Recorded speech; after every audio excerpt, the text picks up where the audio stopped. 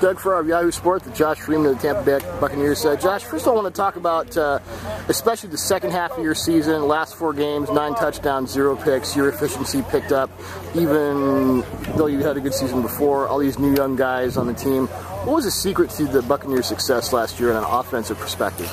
Really just hard work. You know, we got a lot of young guys, and obviously you're going to have your trials with a young team.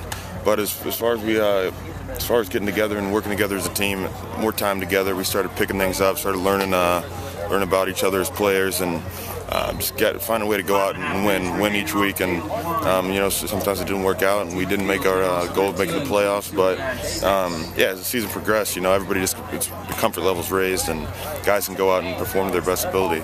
I mean, you're still young to the league. Mike came in, LeGarrette came in, and all of a sudden it just kind of exploded. What about you know, Mike and LeGarrette? Those guys working together with you that first year?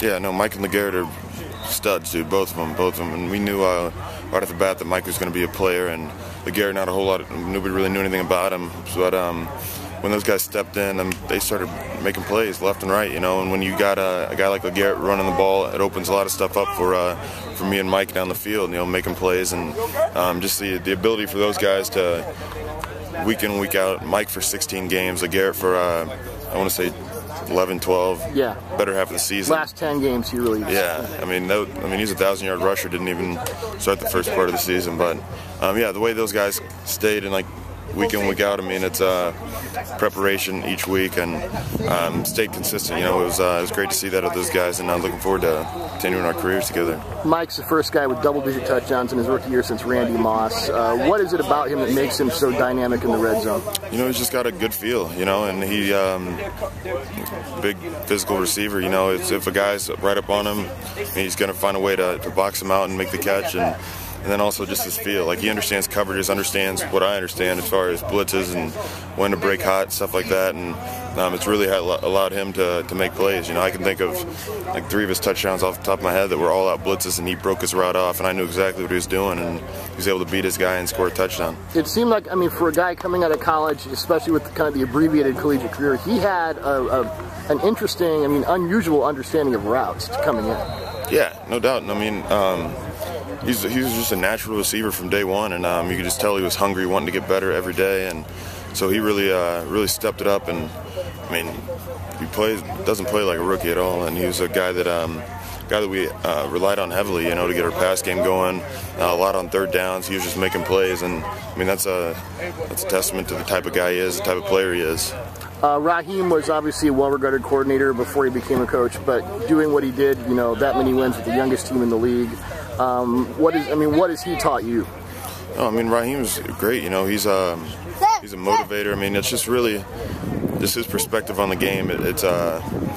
He knows how to relay a message to a younger team and get guys to go out and give their best for him. You know, and I mean, he's really our D coordinator, a defensive coach mainly, but just as far as mental approach to the game, mental approach to preparation, and always keeping things interesting. Going back to this 7-on tournament here, I talked to a lot of NFL guys who have, you know, talked about the lockout and said that this has brought back, you know, like how much they miss football, how much they love football. Has it kind of been the experience for you? Yeah, I mean, it's not like, I mean, we've been working, you know. Yeah. I mean, we've been getting just as much work, if not more, than what we'd be getting with the lockout going. But it's just definitely tough on a bunch of our younger guys, you know, guys that haven't been in the league a long time. Guys that we picked up as free agents because I mean, it's been over 3 months, you know, and I haven't got a paycheck, haven't got anything. And, but yeah, no, I mean, I don't think we ever had a void as far as love of football. I think it's just one. Oh, I mean, more than just brought in. Oh yeah, no doubt. Because I mean, we had a mini camp last week, and it was, I mean, attendance was great. I mean, you could see guys, just the energy and enthusiasm, just being together as a team. And yeah, I mean, that's great. We really wanted to end because obviously we want to get back to playing football. Talk a little about your high school days. I mean, every NFL player from Sue, Okung, I mean, all the guys I've talked to in the last couple of days said, boy, we could use something like this. Yeah, man, this is sweet, you know.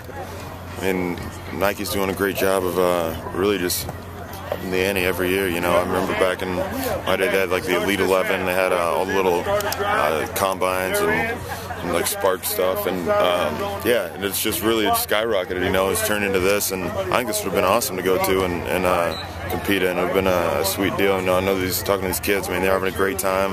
They'd come out and compete against some other top talents in the country, and yeah, it's just a great overall deal. Yeah, talk a little about your high school history, how you played and what you did.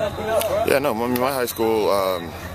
Yeah, obviously Grandview High School in Missouri. It was a lot of fun. I mean, obviously high school is one of the best times of your life. I mean, you learn new things, and this whole recruiting process and everything is great. And getting to go and do stuff like this, I mean, really broadens your horizon. I remember going into my first big national combine thinking that I was the best player ever. And then you get to meet some competition that rivals your skill, and it's really an awesome learning experience for these guys to come out, be coached. The offensive schemes they're running or stuff that we run in the NFL, stuff like that, and just getting to work with some other top talents around the league. It's a huge advantage for these guys. And it's important to note that these coaching positions are not ceremonial. You guys are really into it. I mean, has this brought out kind of a latent coaching want to do for you?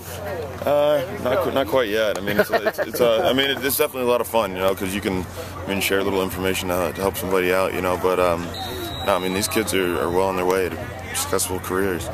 Yeah. That class of '09, Stafford and Sanchez got all the love. I mean, judging from what you did last year, you may be kind of nearing the top of that list. Do you kind of think about how you were maybe under the radar a bit coming out?